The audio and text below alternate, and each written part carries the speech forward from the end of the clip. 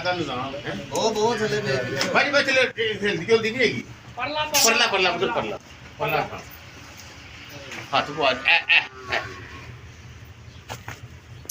ਹਾਂ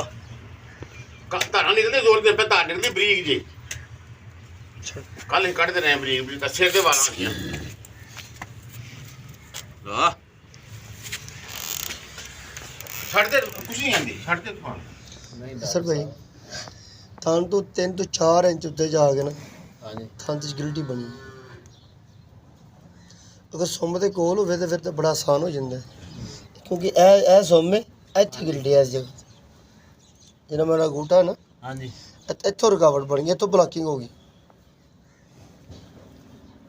ਆਹੋ ਚਾਚੂ ਵੀ ਆਂਦੇ ਨੇ ਇੱਥੇ ਕੋਈ ਗਿਲਟੀ ਜਿਹੀ ਮਹਿਸੂਸ ਹੁੰਦੀ थल्ले दे उत्ते महसूस नहीं कर रहा ਹੈਡ ਬੰਦ चल यार ਇਹ ਇੱਥੇ ਲਗਾਓ ਤੇ ਬਣ ਗਈ ਗਿਲਟੀ ਉਹ ਗਿਲਟੀ ਹਾਰਟ ਜਿਵੇਂ ਕਿ ਰਸੋਲੀ ਟਿਊਮਰ ਅਲਸਰ ਉਹਦੇ ਦੁੱਧ ਦੇ ਨਾਲ ਦੇ ਕੰਮ ਉਹੀ ਗੱਲ ਆ ਗਈ ਜੋ ਭਾਈ ਉਹਦਾ ਤਾਂ ਪਾਈਏ ਦਾ ਕੋਈ ਕੱਚਾ ਦਾ ਥਾਣੇ ਉਹ ਬਲੱਡ ਆਉਣ ਲੱਗ ਪੈਂਦਾ ਉਹਦਾ ਤਾਂ ਪਾਵਾਂਗੇ वो ਇਨਫੈਕਸ਼ਨ नहीं दबाया है नहीं दबाया कल नहीं दबाया मैं बस नैन कुछ ना वो पापा ये आज ये जो ਇਹਨਾਂ ਨੇ ਦੋ ਤਰੀਕੇ ਨੇ ਮੁਦੱਸਰ ਅਲੀ ਸਾਹਿਬ ਇਹ ਵੀ ਇਸਤੇਮਾਲ ਕਰਨੇ ਹਨ ਤੇ ਇਹਦੇ 'ਚ ਇੱਕ ਦਫਾ ਯਾਨੀ ਕਿ ਦੁਬਾਰਾ ਫਿਰ ਬੰਦ ਹੋਣ ਦਾ ਚਾਂਸ ਹੁੰਦਾ ਹੈ। ਅਗਰ ਫਰਜ਼ ਕਰੋ ਕਿ ਪੱਟੀ ਵਗੈਰਾ ਕੋਈ ਬੰਦਾ ਇਤਿਆਦ ਨਾਲ ਕਰਦਾ ਰਹੇ ਫਿਰ ਮੈਡੀਸਨ ਵਗੈਰਾ ਲੱਗਦੀ ਰਹੇ ਤਾਂ ਹੋ ਸਕਦਾ ਦੁਬਾਰਾ ਨਾਲ ਪਰੇਸ਼ਾਨੀ ਬਣੇ ਉਹ ਫਿਰ ਇਹ ਹੈਗਾ ਕਿ ਠੰਡ ਤਾਂ ਜਾਏਗਾ ਪਰ ਇਹ ਕਿ ਫਿਰ ਉਹ ਵਗਦਾ ਰਹੇਗਾ ਵਗਦਾ ਰਹੇਗਾ ਹਾਂਜੀ ਅਗਰ ਰੁਕਾਵਟ ਉੱਤੇ ਹੈ ਨਾ ਅਸਲ ਵਿੱਚ ਹੱਲ ਹੋਈ ਕਿ ਦੁਬਾਰਾ ਬੰਦ ਨਹੀਂ ਫਿਰ ਹੁੰਦਾ। ਤੀਸਰੇ ਇੱਕ ਹੋਰ ਸਾਡੇ ਕੋਲ ਹੱਲ ਹੈਗਾ ਸਾਡੇ ਕੋਲ ਟਿਊਬ ਹੁੰਦੀ ਨਾਲੀ ਹੁੰਦੀ ਜਿਸ ਤਰ੍ਹਾਂ ਕਿ ਪਿਸ਼ਾਬ ਵਾਲੀ ਨਾਲੀ ਵਗੈਰਾ ਨਹੀਂ ਡਾਕਟਰ ਲਾਉਂਦੇ ਉਹ ਇਹ ਨਾਲੀ ਇਹਨੂੰ ਖਾਂਦੇ ਹੋਏ ਇੰਜੈਕਟ ਕਰ ਲੈਂਦੇ ਜੋ ਇੱਕ ਰਿਆਲ ਫਿਰ ਵਰਮਾ ਚਲਾ ਲਈ चला लो जो चलता चला ਸੇਫ ਤਰੀਕੇ ਨਾਲ ਕੋਈ ਪਰੇਸ਼ਾਨੀ ਜਦੋਂ ਬੰਦ ਹੋਏਗਾ ਫਿਰ ਅਗਲੀ ਆਪਸ਼ਨ ਵੇਖ ਲਾਂਗੇ जो तो बेहतर लगा ਪਹਿਲੇ ਉਹ ਤੁਸੀਂ ਐਂਟੀ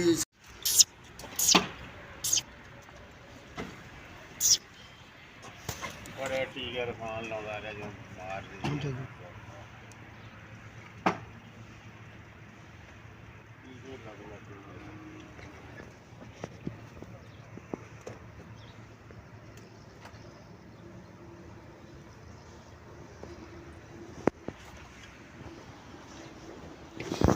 ਪਾਣੀ ਨੂੰ ਥੋੜੇ ਠੰਡ ਹੋ ਗਈ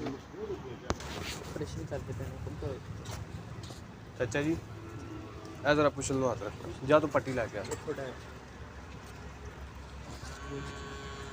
प्लेट वाला काम करने लगे ਅੱਜ ਤਾਂ ਇਹ ਹੁੰਦਾ ਹੀ ਬਣਾਉਣਾ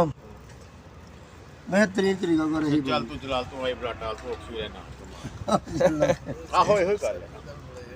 बस भाई बस वे बस हिलना नहीं भाई हिलना नहीं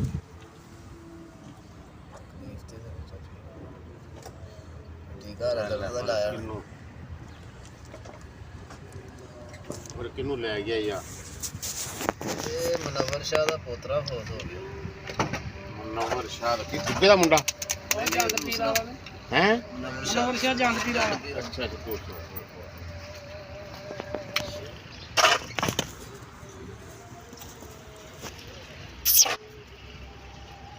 ये गाय है इसका हमने ये 3 से 4 दिन का इसने यानी कि बच्चा दिया हुआ है, ये सुई हुई है ताज़ी। तो इसके थन में सेंटर में यानी कि एक फिब्रोसिस ट्यूमर गिल्डी अल्सटैप जी यानी कि जगह बन चुकी है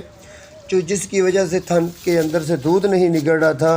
ये दबा कर ये थन को बाहर से ज़ख़म इन्होंने कर दिया था। एक आया वो उसने अपनी दोनों हाथों की तलियों की मदद से हथेलियों की मदद से इसको मल कर इसको यानी कि दबा कर अंदर से भी ज़ख़म कर दिया और बाहर से भी ज़ख़म कर दिया। और ये कह रहे हैं कि जब ये दबा कर इसको यानी कि धोने की कोशिश करते हैं तो थन के अंदर से ब्लड की मेज़श आना शुरू हो जाती है, दूध नहीं निकलता, बस दूध सर के बाल के बराबर यानी कि थोड़ी सी यानी कि सुराख है, थोड़ा सा दूध निकलता है वो भी कतरे की शक्ल में। तो हमने इसका फ़ैसला किया कि इसके अंदर हमने यानी कि 11 नंबर ब्लेड की मदद से बहुत ही बेहतरीन तरीके के साथ थन को इंजरी से बचाने के लिए बड़े एहतियात के साथ बहुत सॉफ्ट तरीके के साथ ब्लेड को अंदर भेजकर ये जो यानी कि गिल्डी ट्यूमर को हमने मुकम्मल तौर पर रिमूव कर दिया। रिमूव करने के बाद जो बेहतरीन काम ये होता है कि थन दोबारा ना जुड़ जाए, इसके लिए हमने अंदर से स्टेप्टोपेनिसिलिन और वेज़लिन اور اس کے ساتھ پریڈنیسولون کا ہم سلوشن بنا کر مرم بناتے ہیں. وہ مرم اندر تھن کے اندر بھی بھیج دیتے ہیں اور پٹی کے ساتھ تھن کے اندر پتی بنا کر یعنی کہ اندر سے یعنی کہ بینڈیج کو تھن کے اندر بھیج دیتے ہیں، جس سے یہ تھن جڑتا نہیں. یہ 4 سے 5 دن تک ہم عمل کرتے ہیں جس سے یہ تھن مکمل طور پر 100% کامیاب ہو جاتا ہے. اور ساتھ میں انجیکٹیبل طور پر انجیکشن بھی لگاتے ہیں، اینٹی بائیوٹک وہ لگاتے ہیں لنکومائسین، اور ساتھ کلیوٹ 20 ml اور فلیوٹک ہم 10 ml کا یوز کرواتے ہیں. اور ساتھ ہمارے پاس ہومیوپیتھک کے کیپسول ہوتے ہیں جو گلٹی کو اور ٹیومر کو اور ناڑ کو ریموو کرتے ہیں. وہ ہوتے AU کے، وہ ہم 2 کیپسول صبح 2 کیپسول شام دیتے ہیں. ساتھ فیبروفٹ DS سیرپ ہوتا ہے وہ ہم دیتے ہیں. یہ بھی ہومیوپیتھک پروڈکٹ ہوتی ہے. یہ 100 ml روز ہم ڈیلی بیس پر 15 سے 20 دن تک دیتے رہتے ہیں. ساتھ ہم دیسی طریقے کے مطابق جو خوراک دیتے ہیں وہ دیتے ہیں 7 لیمو، شیشہ نمک، ٹھیکر شہتر، کلوشر، میٹھا سوڈا. یہ ہم 30 گرام کی ہم پاؤڈر کی ہم پڑیاں بنا لیتے ہیں. 1 پوڑی روز دیتے ہیں 15 دن. یہ ہمارا 100% علاج ہوتا ہے. اور یہ گائے کا تھن بالکل کلیئر ہو چکا ہے، ٹھیک ہو چکا ہے. یہ ہمارا طریقہ کار ہے جس سے ہم ہر یعنی کہ جانوروں کا تھنوں کی پرابلم کو اس طریقے کے ساتھ کلیئر کرتے ہیں جس سے لوگ مطمئن ہوتے ہیں اور ہمارا علاج 100% کامیاب ہوتا ہے. اور ہمیں لوگ دعائیں دیتے ہیں. ہم بھی یہ کہتے ہیں کہ کوئی بھی دوست اگر کسی کو یعنی کہ جو کوئی تھن کی پرابلم ہو، ہم آپ سے رابطہ کریں، ہم آپ کو طریقہ کار بتائیں گے کیسے تھنوں کو ٹھیک